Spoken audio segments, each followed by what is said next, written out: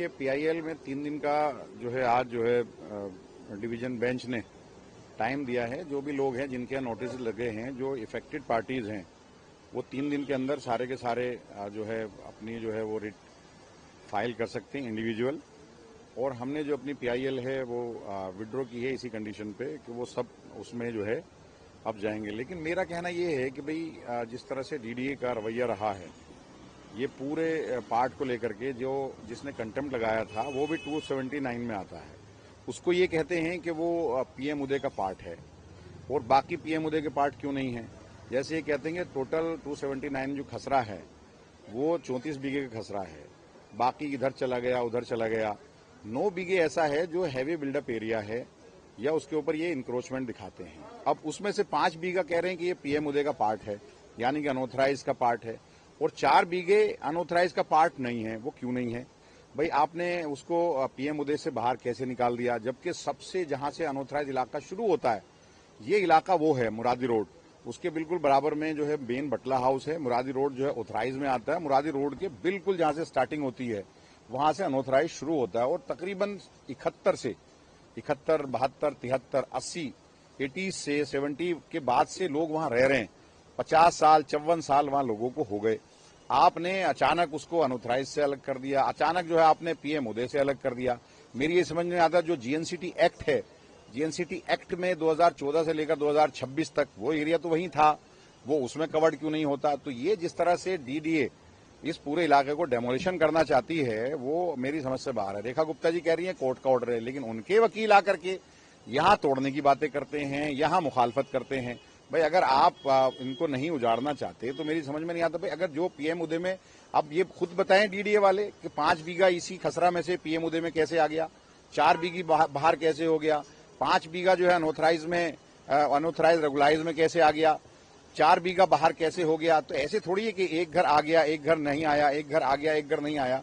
तो ये जिस तरह से इन लोगों ने डिमार्केशन की है वो बिल्कुल ठीक नहीं है। और हम लोग इसीलिए मैंने विड्रॉ किया है कि मैं सुप्रीम कोर्ट के अंदर इसके डिमार्केशन को चैलेंज करूंगा। और किस तरह से इन लोगों ने पीएम उदय में कुछ एरिया को रखा है 279 के, कुछ एरिया को नहीं रखा, ये मैं चैलेंज करूंगा। 27 जो जीएनसीटी एक्ट है 2014 से 2026 तक पार्लियामेंट का एक्ट है, उससे इसको बाहर कैसे किया, अनऑथराइज का वो पार्ट है उससे कैसे बाहर किया। क्योंकि मैं वहां एमएलए हूं और हमेशा से मैं उस इलाके को डेवलप करता रहा हूं, एमएलए लेड फंड से भी, अनऑथराइज कॉलोनी के पार्ट पैसे से भी, और मैं उसको हमेशा करता रहा हूं। तो ये गलत है और ये बिल्कुल पूरी तरह से बटला हाउस को तोड़ना चाहते हैं और इसके पीछे डीडीए और बीजेपी की हुकूमत पूरी तरह से लगी हुई है। डीडीए की तरफ से कहा गया कि सुप्रीम कोर्ट का जो आदेश है उसको कंप्लाई कर रहे हैं और इसीलिए नोटिस जो है वो लगाया गया है। सुप्रीम कोर्ट और 15 दिन का समय भी जो मौके। भाई आप ये बताइए, हम लोग सुप्रीम कोर्ट गए इस नोटिस को लेकर के, जो लोग हैं वो सुप्रीम कोर्ट गए, सुप्रीम कोर्ट ने वैकेशन बेंच ने इसको जो है खुद जो है लगाया है। उसके अंदर जो इसके अंदर बेंच सुन रही है, रेगुलर बेंच के अंदर लगाया जो 15 जुलाई तक है। तो उसको ये सब्र नहीं हो रहा इन लोगों से, तोड़ने पे लगे हुए हैं। भाई ये लोग एक आशियाना बनाने में जमाना लगता है। जिन लोगों के घर वो टूटने वाले हैं, जो बर्बाद हो रहे हैं, उनसे पूछिए ना, उनकी तकलीफ को जानिए। और जो लोग 70 से रह रहा है, अचानक आप उसको कहते हो कि आप अनऑथराइज का पार्ट नहीं हो, अचानक आप उसको कहते हो कि आप पीएम उदय का पार्ट नहीं हो। कुछ एक घर पीएम उदय का पार्ट है, वही आदमी जिसने कंटेम्प्ट लगाई मतलूब, वो भी 279 के अंदर आता है, लेकिन उसका घर पीएम उदय में है, उसको बचा दिया, उस पर नोटिस नहीं लगाया। क्यों? क्योंकि वो इनसे मिलकर के उसने सेटिंग करके उसने जो कंटेम्प्ट लगाई थी, जिसका ये उसको फैज दे रहे हैं, फायदा दे रही है बीजेपी।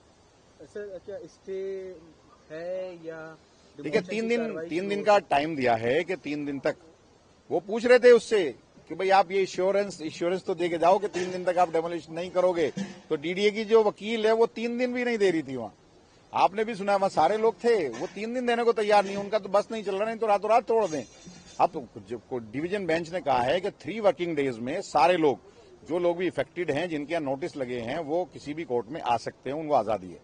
अपने जो डेमोलिशन के जो नोटिस लगे हैं उसको वो चैलेंज कर सकते हैं। तो क्या कोई कोर्ट में स्टे लगाया है, कोर्ट की तरफ से कोई स्टे लगाया गया है डेमोलिशन ड्राइव पे या नहीं? तो उन्होंने 3 दिन का टाइम दिया है, तो मैं मान के चल रहा हूं कि जाहिर सी बात है 3 दिन का वक्त तो तमाम एजेंसीज देंगी, ऐसा तो नहीं है। जब कोर्ट ने कहा है कि 3 वर्किंग डेज में अपना सारी जो एप्लीकेशन, हम तो स्टे के खिलाफ ही उसके